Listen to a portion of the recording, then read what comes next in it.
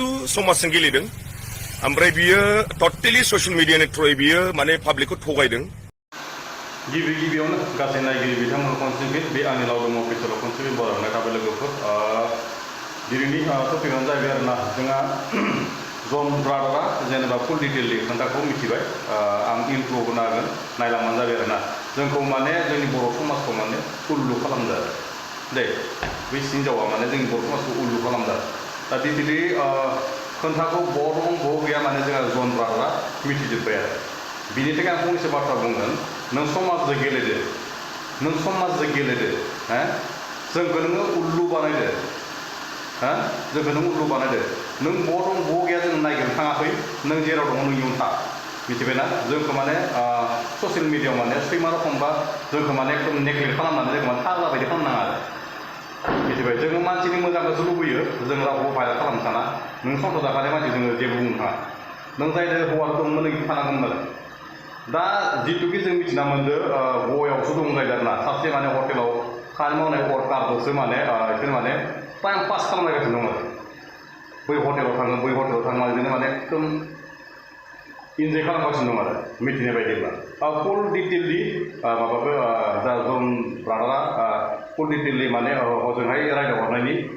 अडिअ record आं होनो हागोन फुल डिटेलसै वाच खालामनांगौ जागोन लोगोफोर भिडिअ मोनसे बुंनायाव गोरोन्थि जायोब्ला आंखौ निमाहा होबानो जाबाय आरोना मोनसे बुंलांनायाव भुल जायोब्ला आंखौ निमाहा होगोन मिजिंथिना दं लोगोफोर निजेनि बर' हारिनि फिसा होननानै जोबजासे भिडिअखौ फुल वाच खालामना होबानो जाबाय लोगोफोर आरो सोरबाफोर गोदानै फैदोंब्ला चेनेलखौ साबस्क्राइब खालामना होबानो जाबाय लोगोसे शेयार खालामना होबानो जाबाय लोगोफोर बिदिबा भिडिअखौ नायलांदो दे खोनाबाय दासो खोनादों आंबो नै मोजां ब्रादार ओमफ्राय थारमाने बुस्थुआ जाहैबाय आंबोथ' खोनादों खोनानाया गवायाव दङ होननानै ओमफ्राय मानसिया मा गवायाव दङ आरो ना गवायाव दंलै गवायाव दं गवायाव दं आदसा मानसिया मा हाबा जाखानाय नामा हौवायाबो मालाय हाबा जाखानायलै हौवाया बे आं दे जेब्ला आइडि हरदों ना औ नोंनो बेयाव सब गामिनि एड्रेसखौ गवा गभर्नमेन्टआव नायगिरबाथाय सब आइडि एड्रेसखौ बिनि गामिनि एड्रेसखौ मोनजोबो आदसा जेराव रुम भारा थादों बे परबरिमाव बे समाव 2013आव बे समाव बियो फैनानै सिकिउरिटि मावफैदों बियो आदसा बे सिकिउरिटि मावनाय समाव रुमनि मालिकनो एप्लिकेसन होनांगौना पुलिस फर्म खालामनायाव औ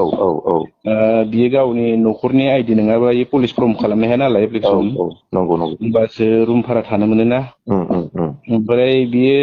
जाहैबाय बे गभर्नमेन्ट कर्ट बाद बानायनायावबो बिदि नांगौ जायो थारमाने आरो जोंनि आसामनिनो प्रुफ नांगौ जायोना आदसा ओमफ्राय बे प्रुफआव बिखौ गामिनि डिटेल्सखौ मोनजोबो आरो नागिरनानै थारमाने होनबाथ' बे दुनियाखौ जाम्बासो बानायगासिनो बिसोरो इउ एस थांदों होननानै थगायदो इउ एस गैया इयो गवासो सिकिउरिटि मावखाग्रा इयो दा माबायाव मावो रेस्टुरेन्टआव खामानि मावो बियो मानसिया आदसा ओरैनो लोगो मोनखांखाबाय आरो ना नोंसोरो आगोल लोगो मोननाय माने आंनि लोगो बङाइगावनि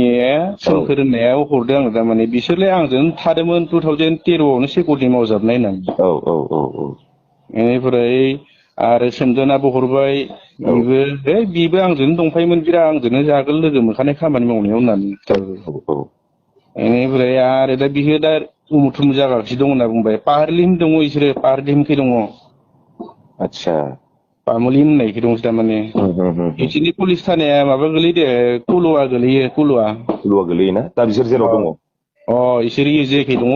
कुलुवा 20 गोलैयो आरो बिसोरनि पुलिस थानाया आदसा बेखेनसेखै दंजोबो आरो बिसोरो दा गैया थगायदोसो बिसोरो एख' इउस गैया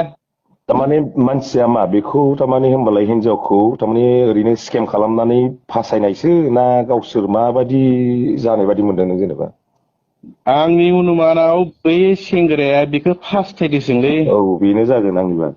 फास्थायदो थारमाने बिनि गोसोखौ जेसे हागौ थारमाने बोनानै खिलायनाय इन्जय खालामनोसो लुगैनाय खालामना लानाय जे बिदिसो एख' गैया बियो सेंग्राया इयो खामानि मावग्रासो इयो थारमाने नों हिनजावाबोथ' बुजिनांगौमोन ना सासे मोजां न'खरनि मानसि बियो एफा मोजां आरो बेबो एफा बेबायदि मानसिनि माबायाव गोजावलाबायनाय मानाय बिदिथ' जानो नाङामोन ना बियो बिदिनोथ' दा बेखौबो बिदि खालामबाय आरो दा गोसोखौ फाग्लि खालामनाय रखम जादों मानसिया थारमाने ओरैबायदि जाबावदों जाहैदों थारमाने बिमाया सुइजारलेण्डनि बिफाया एख' नङा इयो सुइजारलेण्ड गैया इयो नै बे एड्रेसाव ना बिनि डिटेल्स गामिखौबो मोनजोबो आं जेराव आइडि हरदों ना बे आइडियाव बिनि गामिनि न'खरखौबो सब मोनजोबो इनि नामा प्रबित बसुमतारि ना पबित्र बसुमतारी औ औ औ औ बिनि गामिनि सब नागिरना मोनजोबो बेयावनो एख' गैया इयो गवासो थायो आसरित मानसिलै एख' गैया इयो टटेलि जिर' बायदि इयो ओरैनोथ' रिपर्टआ फैखादों जोंनियाव गवायाव दं होननानै दा बे आरो जायखिया आं खिथानाय जाबाय र' दा पामुलि मिरायाखै दं बिसोरो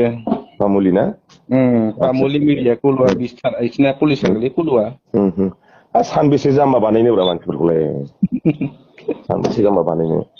आंबो दुखु नांदो इदि जाथि न'खर मालायनिखौ सेफायनाया बया नाङोना जायोबाबो बेनो जादों खोथाया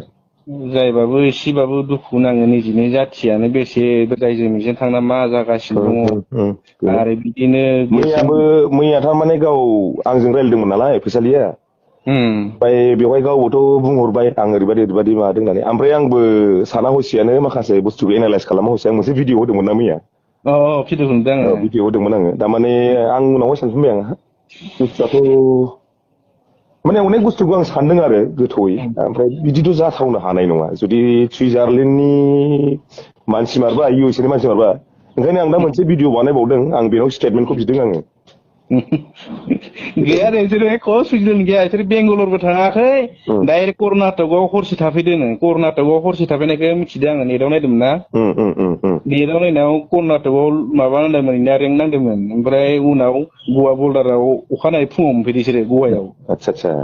गवायाव मोनफैनानै बिसोरो ओमफ्राय सुइस अफ आं खालामबावदोंमोन मबाइलखौ इनावबो फन खालामदोंमोन आङो आदसा बेनिफ्राय इयाव खालामनायाव गैया सुइस अफ आंखौ हमानो दानिया बेखौनोथ' फनखौनो मानसिया हाबा जाखानायसै आरो ना आरो हाबा जाखानायसोलै आदसा फास्थायदोसो बेखौ इनि गोसोखौ फुस्लायनानै फास्थायनासो लानाय रखम जादों माबा मोनसे खालामनासो लाबोनायलै इखो जि फस्थायदोसो नङाबा इदिबो गोसो गलिनाय नङाना इबो नंगौ दा बिसोर सानैजोंनो न'आव थांनानै फटक बियो न'आव थांदोंबो फटक लाना फैलायनानै न'आव थांनानै नायामोन एटासआव खारबोदो बिसोरो आं होनदोंमोन एटासआव हरनायावनो लोगो लोगो हमनो हायोमोन बेखौ स्टेसनाव होननानै बुंदोंमोन आं न'खरनि मानसिफोरखौ सिबाखौ फन खालामदोंमोन आं बेखौलाय लोगो लोगोनो हमनो हायोमोन बेयाव मानो इमान गोदाव सोराव दोननांगौ बिसोरखौलाय होननानै जायखिया जेबो नङा डिटेल्सआथ' लासै लासै फैगासिनोखा बेखौ आरो दुनियाखौलाय सानबेसे जाम्बा बानायनो बिसोरलाय जेबो नङा दे बिसोर सानैखौ गवायावनो दङ गवानिफ्राय गरम खाराखै जागोन दे जायखिया आं नोंजों कन्टेक्टआव थाबाय थागोन दे दे जागोन दे आंथ' मिथिखादानो हमबाथाय मोनखागोनानो जों होननानै जोंथ' खारबोखायाना जोंथ' आरो थाखानाय आउटआवनो होननानै नंगौ जों आरो नायबायसो दं होननानै फैबाय थादो जोङो